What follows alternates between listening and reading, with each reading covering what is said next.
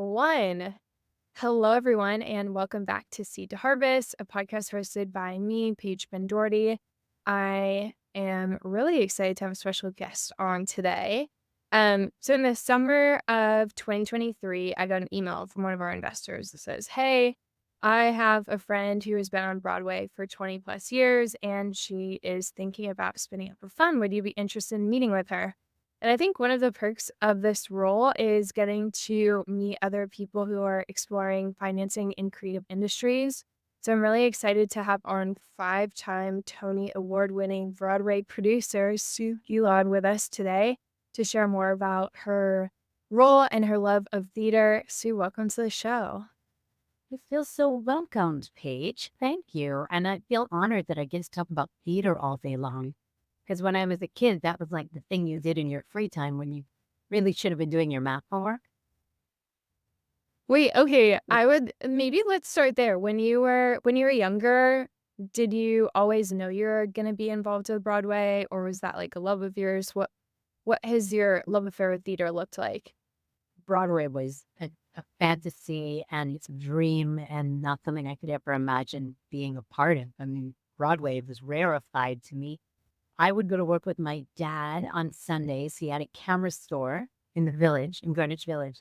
And I would earn enough money, miraculously, thank you, Dad, to go stand on the TKTS line, the half price ticket line. Mhm. And, these days before internet, so you didn't know what you got. So you would go and see a show like Torch Song Trilogy. Well, that has song in the title. So that's probably a musical. That's not a musical. It would be not an appropriate show for me to see. So only everything. And of course, I had the worst seats in the theater, all the way, all the way, all the way in the back. But just to be part, just to, have an experience that you got to see the best people in the world doing it was magical for me, really magical. And my big sister took dance class. Of course, Mhm. I took dance. And my dad was a professional singer, so we're always singing around the house. Mhm. Um, and then I just became a performer because that's who you saw. You see the actors on stage. You see, we call them the sales force, because they really do like so stage. And you see the actors and you think, well, I guess that's what I'll do. But today, when I lead seminars and I speak to a lot of students, I say for the 30 people that you see on stage, you've got another 300, sometimes 400, sometimes. Whoa. I And didn't know the ratio is like that. Wait, so what does that look like behind the scenes? so for the outsiders, for example, we have our 20 some odd actors that are in the company on stage. Then, of course, we have understudies and swings who save the show on a daily basis. Then we have backstage crew, wardrobe, stage management, company management, front of house, usher, advertising agency, digital marketing agency, our attorneys, our general manager. Think Whoa. about the people now that are booking our tour because we're going to launch a North American tour of The Outside in September. So we have people booking that all over the country. People who work in the regional theaters and the Broadway in the region. And you have a million different ways that you can, like me, be allowed to talk about Broadway all day, just be a part of Broadway. Now, maybe if you don't have the talent or the interest to do 8 shows a week as a performer, you Yeah. can still be a part of the world where there are hundred and hundred. I mean, we're a very, very small industry, but considering how small we are, we're quite mighty. We are integral to New York City's um, budget and New York City's tourism. I think that a huge Yeah. part to New York is seeing a Broadway show. So, and there are so many of us that are just bonkers for Broadway. We're a weird, fabulous little cult. Yeah, I love that. I guess, it's when we talked before, I was like, "Oh, there's a lot of similarities between being in venture, where you're kind of, like, behind the scenes, and participating indirectly in company building," which is really exciting.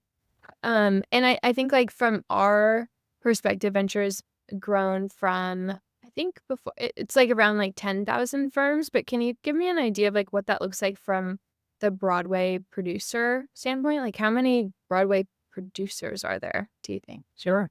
So we start with where we're limited. We have Mhm. 42 years on Broadway. Okay. They're mostly owned by three theater-owning families, the Schubert, the Nederlanders, and what used to be Jargon is now the Ambassador Theater. And then we have a few nonprofits sprinkled in there that you might know: Lincoln Center, Manhattan Mhm. Theater Club, the Roundabout Theater. So we are capped naturally by how many Mhm. audience can have every night. Mhm. So you have quite a few producers, people who are full-time producers like I am. Some people who get behind a project, they fall deeply in love with this one show and Yeah. they find themselves helping shepherd it to Broadway. And then you have people who are hired as executive producers because they know where the show should go. And that they have expertise, and then other people who just they hold the option on the property, but they don't do this for a living. So Mm. there aren't too many of us. Now, with that said, there are a lot of shows that are circling around Broadway, hoping to land a theater. Right now, we have climbing this year back to pre-COVID numbers, where we have all of our theaters filled or filling up now with the spring. We have as many people, a few more people, coming to see Broadway shows. And it used to be, pre-pandemic, if you were able to do $1 million a week in ticket sales for a Broadway musical, you were doing okay. But now Whoa, that's okay? $1 million a week is, like, okay in Broadway terms? we want to, we want to make back our investors Yeah. initial.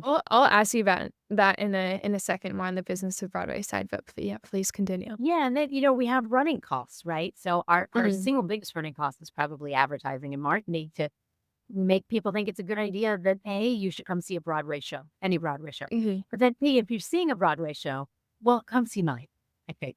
We do advertising and marketing to make that happen. And then we have running costs wherein we have 19 unions, I believe, on Broadway. They're not just our actors, but our stage manager, then our wardrobe and our press reps and, you Mhm. know, everything. There's a tremendous ongoing cost to keeping Broadway open. But what's Mhm. thrilling, beyond thrilling this season, is the audiences think it's worth it. And they come and we see them coming in droves. And for the Outsiders in particular, which is our newest show, which just opened Mhm. last year, um, we see kids coming to see it, and teenagers and kids in their 20s and coming out, throwing their arms around their parents, sobbing, laughing, saying, "We have to come back. We have to bring dad." And we were really worried. As a community, we were worried. And I was really worried because I had kids that age that, there was 18 months where they couldn't see anything. All Mhm. they could do was watch Netflix, and Netflix was winning. And everybody lost the magic of sitting in the dark together and being told a story and going on this epic journey and being changed together by the end of 2.5 hours. And for a long while there, we thought we'll never get it back. And now we're finally, yeah, we've got the right momentum. Mhm. Yeah, I don't know when in the right time the right time in this episode is to share it, but, uh, you very nicely arranged seats for Moulin Rouge, which was my first Broadway show in 2023, and it absolutely blew my mind. Like, I was like I honestly, like, I didn't know what to expect. I feel like I'd, like, seen posters and seen some, like, videos, but the experience of being in a dark theater with hundreds or thousands of people watching actors perform, dance, sing live, and just being like, "Oh my goodness," like, the work that is going into this behind the scenes, you don't really know what it is, but it's, like, so incredible to see. I don't know. I remember, like, calling, um I called my boyfriend on the way back from the show, and I was just like I think I walked probably, like, 50 blocks back to where I was staying, and I was just telling him about it the whole time, and it was, like, the most fantastic experience. Um, so I feel like I got to experience it firsthand through you. Maybe we could talk a little bit about, like, how does a show become born? Like, how does it come from, like, idea or other media property to that experience on Broadway? Yeah, it starts with an idea. It always starts with an idea. With Moulin Rouge, it was a film Mhm. 20 years ago, more than 25 years ago now. And Baz Luhrmann directed that film and came up with a vision for it. And then the one thing that you can't do in film is you can't be present. No, Baz, along with our director, Alex Timbers, said, wouldn't it be amazing if you could have a live production of Moulin Rouge, the musical, where you step in, and hopefully you felt this, Paige. You step in and you are inside the Moulin Rouge. You are inside the cabaret Oh, yeah. audience, within the audience.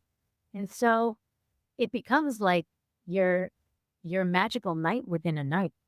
Because you're the show, and then you're also part of the show within the show.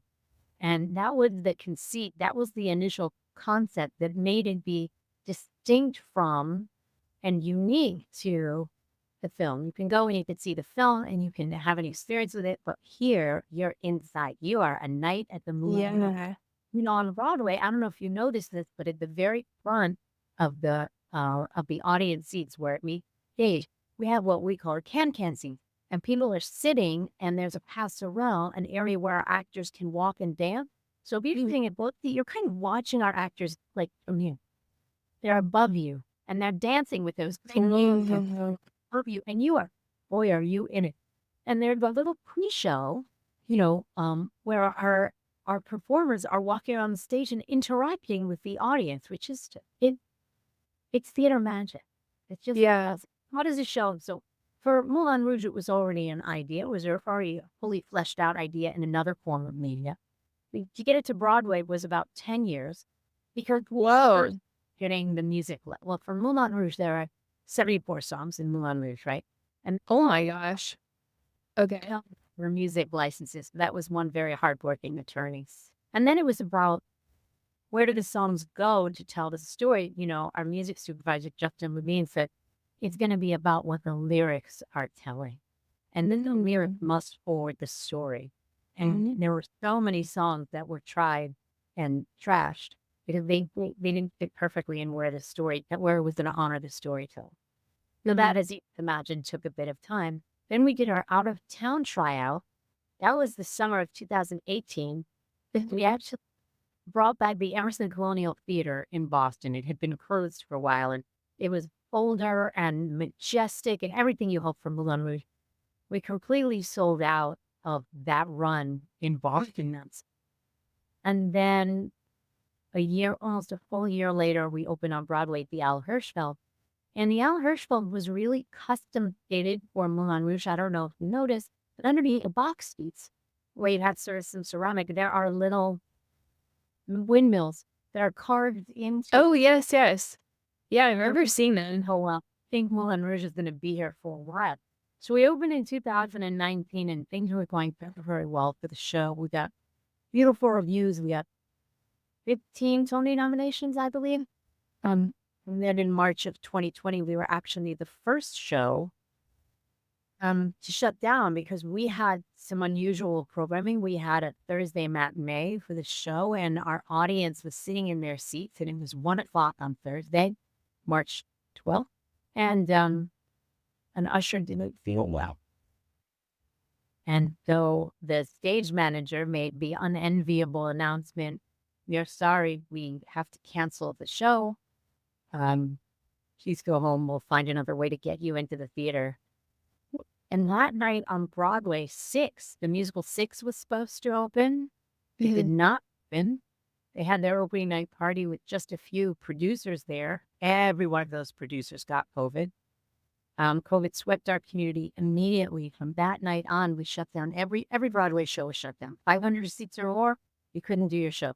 Everybody on Broadway went to go see an off-Broadway show that night, Paige. The off-Broadway shows under 500 seats, they were still open. And we thought, oh, we'll close for 3 weeks. Oh my gosh, 3 weeks. We will lose so much revenue. We'll lose so much momentum. Yeah. That they won't come back. 18 months later, Broadway. And it took, Moulin Rouge was fortunate in that at the very, very end of the grant making, there was a grant that came out for live theater called the Shuttered Venue Operators Grant. It took a very long time. amount. We thought for a long time we wouldn't get anything because, like, admittedly, food and shelter are probably more important, right?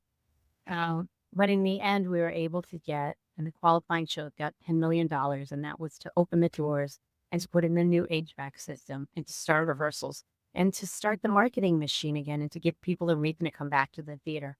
We were really fortunate with Moulin Rouge. We ended up being honored with 10 Tony Awards, um, including Best Musical and Best Choreography and everything you can imagine. But when we reopened, people really wanted to forget their troubles. They really wanted to get lost. And then Moulin Rouge was the perfect place to do it. So it's still running on Broadway. We have 7 other productions around the world now. We're just about to open the world tour in Edinburgh next month, Whoa. bonding to Moulin Rouge. Yeah, it was amazing. Wow, I had no idea that Broadway was closed for 18 months is very long. Like, that must have been, like, some of the longest closures of, like, any industry, right? We were on pins and needles. We thought it was dead forever because that was compounded by technology happening very, very quickly. And if there was any movie that's to see or any TV series, it's on your phone. You Yeah. years and never run out of content on if you want to keep with that. But as you know, think from having seen Moulin Rouge, it's breathtaking. Yeah, it definitely doesn't compare to watching a movie on your phone. I guess, one of my questions would be, like, what do you do as a co-producer of Moulin Rouge? Like, what is your role? So there are different levels of producer. I was a young producer on Moulin Rouge. So co-producer means you bring whatever your skills are to the table. As a co-producer, you'll raise a certain amount of funding because Broadway has gotten so expensive with labor that no one producer wants to or like can do it alone. So, to bring a Broadway musical to fully open on Broadway, it's upwards of $20 million. So you get a whole team to do that. And then my job now is to make sure that Moulin Rouge stays front and center of people's minds. So we bring a lot of groups to the show. We'll introduce them. We'll talk to them about, like, what did it take to get here? So that by the time they see the show, they're really honoring the art of it. They really respect it. And it's very, very fun to bring a group to Moulin Rouge because if they didn't want to party with each other beforehand, oh boy, they will after. And they don't want to have, here's what we unofficially call Moulin Rouge. We call it the Get Lucky Show because it's very romantic. It's very, Yeah. a lot of people, the audiences who are maybe single and then during intermission they're talking to each other by the bar and then somehow they end up leaving together. So this is a fun game for us. Wow. Yeah. That's cool. Like, it does all the things. It does the thing. Yeah. So if there's this thing you fancy, you probably want to invite them to Moulin Rouge. It's going to be an effective night for me. Yes. So my job is to make sure that people are still excited about the show. Now that it's, oh my gosh, 6 years since Moulin Rouge opened on Broadway. Now I'm a lead producer. So my job with Burlesque, figure out where did it go next. So Burlesque, the film with Christina Aguilera, we opened in Manchester in the UK almost a year ago. And there was a sold out houses and crazy standing ovations. So then we said, let's really see if this works. Let's go to an openly hostile town to see if the audience is still like it. So we chose Glasgow in Scotland. They'll tell you, Paige, they're not shy. We actually standing ovations, sold out house. We went back to Manchester because we didn't have enough tickets. So we had to go back again. And this year we're going to be opening in the West End, which is London's answer to Broadway. The costs in the UK are somewhere between a third and a half of what they are on the NFL. Yeah. Why? Is it labor costs or is it like different venues or what is the labor? Why is this less expensive? It's the fact that the UK have sort of this storied history of bringing English language art, and they have tremendous subsidies and very generous tax incentives by the government. The Broadway community has a tax credit. but you will not get that tax credit when your show is in development. You will only maybe qualify for that tax credit after your show's been running on Broadway. So in comparison to be is that we haven't had what we call the first class production, the West End production yet, and yet we've got critic back from the UK government, which has really helped us get through the next developmental step. It's really generous, really incredible. We have a lot more American producers who are finding themselves across the pond and producing first in the UK. That is super interesting. Okay, wait, so walk me through like the business of a Broadway film. So as a producer, you would raise some part of the 20 million.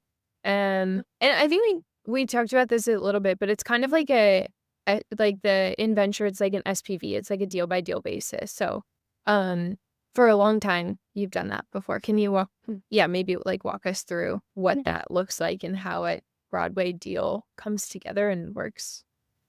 Yeah, you hit it exactly. Each show is its own LLC, is its own SPV.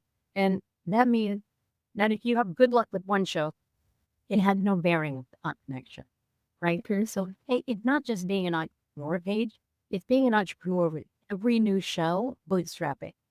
Yeah. In the beginning, and you have, no guarantee that this one's going to succeed just because the math's in. So first, the big challenge is finding a property that is going to light you up, and you're going to spend years talking about it. So I spend a tremendous amount of time going to readings. People submit scripts all the time. My friends who I've worked before that share the work that they're working on with. We have a brand new show right now called When Elvis Met the Beatles. And this two talented Irish writer. And it's based on a book, The Night Elvis and the Beatles, a true story they did meet. And this has amazing music from Elvis and amazing music from the Beatles and a very hot story of those and who's more important, respect, but also a little bit of envy. And it's just all the delicious things and things. Yeah. The Beatles is reach up to some of the writers.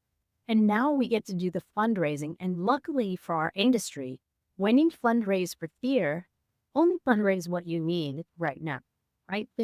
So for less, we needed to raise about 8 million pounds, but we've been doing that over the past 10 years.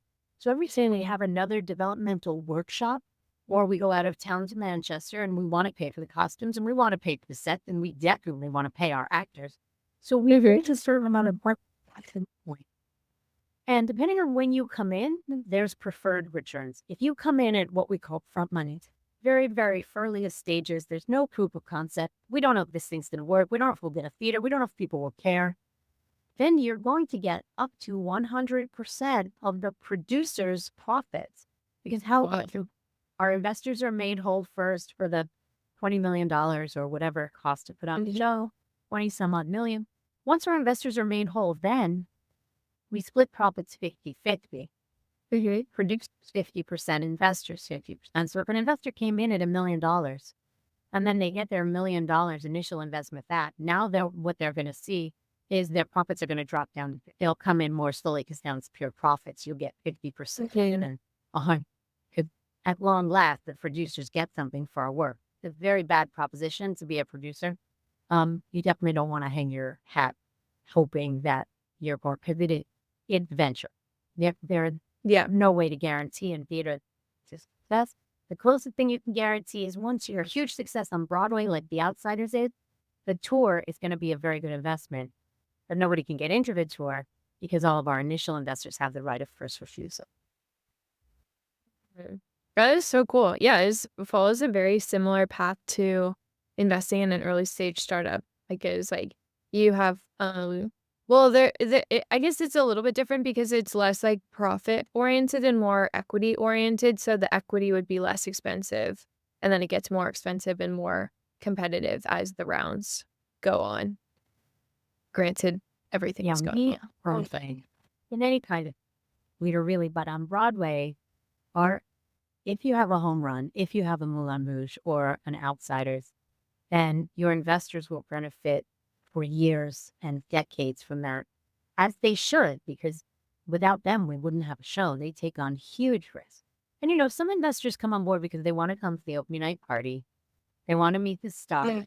They want the press dates. And, they want to know if we're going to be in the New York Times, they'll get that. They'll get that copy of the New York Times before it comes out digitally, which is cool. There are a lot of perks, but at the end of the day, Yeah. it is art and it's subjective.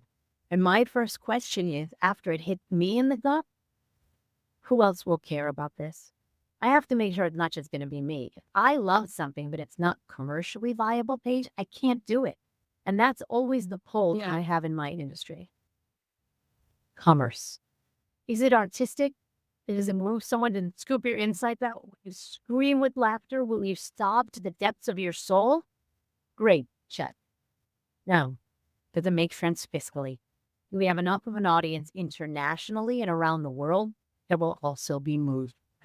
Because burlesque, for example, is one of the top 10 most popular Western films in Japan.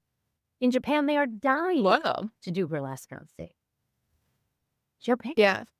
I mean, so easy, but that mitigates our risk a little bit because we know there's an audience chopping at the bit. So walk up.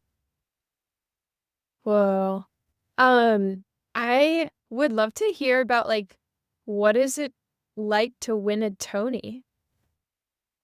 Oh my gosh. If I call it as thrilling as you can imagine. But I'll talk to you about our most recent, which was The Outsiders for Best Musical. And Best Musical is the very last award that is given. So it's 11 o'clock at night. Your makeup is drooping. Your dress is drooping. You're on pins and needles, but trying to be cool. And a few awards for Best Musical is Best Director of a Musical. And everyone in the industry was quite sure that that was going to go to not The Outsiders. And then they announced our director's name, Danya Timur. Really, she made magic with The Outsiders. That's the only way to describe it. The way that she pulled the entire creative team together to make the sound, the light, the choreography, the costumes all seamless and all telling the exact same story. You'd swear you're in Tulsa, Oklahoma, 1967, right, Paige? She did a magical job. And this was the first musical she'd ever directed, ever. And they went on his name. And she had the look on her face that I think all of us had. Like, they didn't call my name. When she got up on stage, we all said, oh, wait, we have a chance. If all of the Tony voters saw what we were striving for, what the show was trying to put across, and they shared those accolades with Danya, then maybe they're the moment. And then I bit all my fingernails off, so that was good. And then and my producing partner, Larry, was sitting closer to the aisle, and he got up. And they said Outsiders, and I swear to you, Paige, I heard Hell's Kitchen. I swear. And I thought, oh, well, at least Danya won for Best Director. People were... And he got up, and he looked at me, and he grabbed my arm, and he goes, get up. Now, I agreed to myself. Your head goes up. I said, I'm not getting up. They said Hell's Kitchen. It's embarrassing. It's how much. Anyway, I said, what? No. And he was like, what is the matter with you, dummy? Get up. And that was our stage. And it was really special, Angelina Jolie is one of our general partners on the show. And she can't record because her daughter saw the show when we were out of town in California at the Lloyd Lab. And her daughter just saw the show again and again and again and spoke to her. And she brought her mom to see the show. And her mom called our team and said, my daughter wants to be part of this. She wants to be. And we were like, well, okay. Angelina Jolie, so supportive and so wonderful throughout the entire process. She came to the Tony Awards, got up on stage with us. It was a real honor, like a pinch me moment, What? But the best part of it, I have to say, the absolute best part of it is that hundreds of thousands of people who would have never known what The Outsiders is will now, they'll know about it. They'll be honored to go see it. It's the show that they picked on their one big trip to New York. Already the tour is routed for the first year, and we'll hit so many cities of people who could have never made it to New York, but they will also share in the magic because Tony Award winner means we get our best of would go on tour, and more audience members will be profoundly moved and will be excited to think about what does family mean to them, what does brotherhood mean to them, what does love mean to them. All of the themes of The Outsiders that are so beautifully elucidated in the play, people will see it. And that's just it. Oh, that is, yeah, that is incredible. What a spectacular experience to have. I think at this point in the episode, I usually like to ask our guests if there's any questions that they have for me. Before I do that, I have 2 rapid fire questions. So the first would be, what is a phrase that only someone from your industry would understand? Break them. Break them. Break them. Yeah, it's short for break a leg. And have you heard of break a leg? Yeah, I have, but not break them. Okay. Is that both of them? Yeah. Well, so for break a leg, everyone thinks it means you don't want to say good luck in the theater, so you say the opposite, break a leg, and then things will go well and you won't break your leg. But what it actually comes from is from the days of vaudeville, when you signed up on a huge list, and hopefully you would get to perform in vaudeville if there was time, if the other act in front of you was short enough or they were excited enough to put you earlier on the bill, and that heavy curtain came down between acts. And then if the red curtain came up and you were on stage, it would literally break enough that you could see your leg. And that would mean I performed for tonight, I got an audience, I made enough money, a nickel or a dime, to get a warm bowl of soup and to get a bed for tonight so I can continue to pursue my art tomorrow. Right? Wow, that's so cool. So that's where break a leg comes from. And we in the theater, we say merde, which, in French it's shit, which is also like shorthand for good luck. But break a leg just takes too long. Yeah. Especially if we're doing 8 shows a week. So now we're Break them. break them, and it's quit. And you say it usually when you're going on stage, like with your dance partner, and we say it to each other as producers during our final previews or doing our press performances and whenever there's anyone important coming to the show, break them, and then we go. Ooh, I love that. Wow, that is so cool. I never knew that. And then my second question would be, what is your favorite tool as a Broadway producer? My favorite tool, because I am extremely old, is the telephone. Have you heard of it? Yes, I It's have. amazing. I discover that everyone younger than me sends text messages or emails. Mhm. It's not effective to me. To me, if I want something done, if I want to build a relationship with an artist, if I want to get to know what they're thinking about a property, if I have a director in mind, if I building my team, it's going to be ideally in person if you're in my city. Since we're developing burlesque in the UK, most everybody isn't. If you're not in my city, then we're going to do a phone call, or these days a Zoom is pretty great too. Yeah. I will try my best. I'm not always successful, Paige, but I will try my best to use email and texting only as follow. Mm. Oh, I love that. Yeah, I feel like that is becoming a lost art, is like picking up the telephone. Like the classic Entourage where Ari is like always on the phone and he's like, "Oh, give me this person, like give me that person." He's I always I love that, and I think you're right, like a lot of people, myself included, use email more. Um Easy, and I can do it in 3 yeah. hours. But the people who really matter, especially when Yeah. we put together a new show.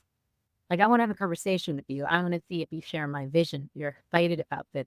Because when we take on a new project, and we take on relatively few compared to how many are pitched to us, Right. we're going to say the name of that show more than we say our own name. Years. Because I just want to make sure my core team is as thrilled as I am. Oh, you've done an absolutely spectacular job so far, and I'm excited to see The Outsiders soon. You to see it too. Bring chicken. Okay, I will. Before we hop, what questions would you be interested in asking me? Okay, so I need to ask you, what is the one thing that you always hope that people will ask you? I'm going to preface this by saying, because you're so young, people probably ask you, do you like your job? Do you like working for so-and-so? And like, question for you would be, two questions. A, what do you want me to ask? We'll pause for a minute. But B, how do you respond when your age is a detriment and people have no idea what you're up to? How do you share with them, I am a very big deal. I am Paige Doherty. I had success. And how do you say that graciously without being like, listen, okay, trying to put me in my place? You have no Yeah. idea. Well, I think that's a great question, so I'll just go with that one. I well, it's changed over the years, but I'll give you maybe I'll share a story to illustrate how I think about it. Um, so I was at this, like, networking event, I was in San Diego. It was, like, a bunch of other, like, fund managers, um, maybe, like, 10 people at a coffee shop, and we're standing in a circle, like, 4 of us, and this one who I don't know comes up to me, and she's like, "Oh, like, are you, like, a wife of, like, one of the investors?" Perfect. I was like, then I was like, Yeah. I was like, okay, like, obviously, I didn't want her to be, like, embarrassed, like, it's whatever, and then someone very nicely next to her was like, "Oh, she's a fund manager, and she's written a book," and then the woman got, like just, like, her cheeks got so red, and she's like, "I'm so sorry," and I was like, "Totally fine. Like, don't worry about it." But I think, um, I'd rather have other people talk about it than me. I feel like I'm, like, very or at least I try to be, like, pretty down to earth, and I think that's one of the reasons why founders really like working with me, is they're just like, "Oh, you're not, like" I don't think I'm the most important person in the room, like, I'm in this business to meet, like, absolutely incredible people who are building businesses and are way smarter than me in their domains of expertise, so, I don't know. I think having other people introduce you makes it a lot easier because a lot of what founders say about working with us is like, Paige is super warm and supportive and gets it, and that's not something you can really, like, introduce yourself with. You're like, "Hi." You just kind of have to, like, act through it, you know? So, I have a producing partner. I do everything with him. He is, if no one showed up for the party except me and Larry, it would still be the best party I've ever been through, Paige. Yeah. But now we lead a lot of seminars. We do a lot of like bringing Broadway to the boardroom because it's so much fun. Cool. Going around and doing their own powerful introductions, right? So whenever anyone says, I'm going to introduce you, we're like, oh, no, no, thank you. We introduce each other. Because Yeah. has been out. Because like, according to them, I've won 5 Oscars. No, 9. But when we get to introduce each other, we get to brag on the other. Yeah. Me, everything's partnership. I don't want to do anything alone because by myself, I have zero motivation. But if it means that Larry's life is going to be better, let's go. And I want to tell you, maybe it's just a being female thing, but at your age, for who you are changing the game. Because even at my age, in my 50s, I'm in many rooms where people are like, so with your husband? Now, granted, my husband's famous in his realm, like his world. He's an author. He's an executive coach for super high performers. Sometimes I'm his wife. And that is awesome for me. But I'm very clear when it's my moment to be the star, people should know it. And the fact that you are so young and running your own empire, it's going to be a game changer for the next generation beneath you so that maybe the next person who doesn't know you will not see. Your family, what brings you here? Do you run fun? I like, I am definitely a standout for how young I was when I started the fund, so it's not, like, totally out of the question, but I thank you so much for saying that. I appreciate it, and this was so fun. Any last comments before Oh, we honey, start the recording? so if you haven't seen a show, it doesn't need to be a Broadway show. It can be an anything show. It can be a local community production. It can be a school production. It can be your local Broadway in Dallas or Des Moines or Tampa or wherever you are. Go see a show that you think will light you up. Bring someone you love. Hold their hand. Hug them. Be allowed to have your emotions be bigger than they can be in real life and feel all the magical feels. Is that better, Paul? Oh, okay. Okay, wait. Actually, last question. If I'm in San Francisco, what theater should I go to? Oh, so San Francisco is actually an amazing theater town. So they have the ACT, American Conservatory Theater. They also have Broadway shows traipsing through there. In fact, when we were there with Moulin Rouge, our other show, Jagged Little Pill, was playing San Francisco at the same exact time. So I would just type in San Francisco Theater and the dates are going to equal. And it's very hard to see a bad show in San Francisco because their audience is so exacting and individualistic. You really put on great, great. Okay, amazing. And you I'm put it out super in the city. excited. We have 47 major markets across the United States that Broadway level theater shows. Cool. Amazing. Well, Sue, thank you so much for coming on. This was so fantastic. Yeah, thank you so much for your time. This is awesome. I learned so much. Breakdown, how many theaters there are in New York, what the process of making a Broadway show is, and it was just fantastic to get to know you better and hear about your moments of recognition. And yeah, I'm rooting for you. So thank you for coming along. You're invited back to Broadway anytime. I can promise you one thing. We are going to keep making for its shattering show.